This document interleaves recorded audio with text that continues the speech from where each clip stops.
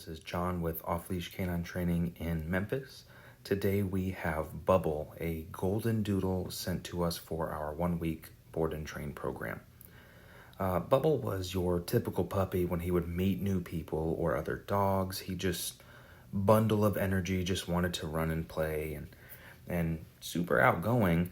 The main concern that we ran into while we had him was he's actually just, in his owner's words, very lazy.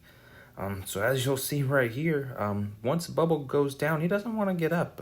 It doesn't matter what commands you give him. It does not matter what you try to entice him with. He was not going to get up. So teaching him the place command wasn't that much of an issue.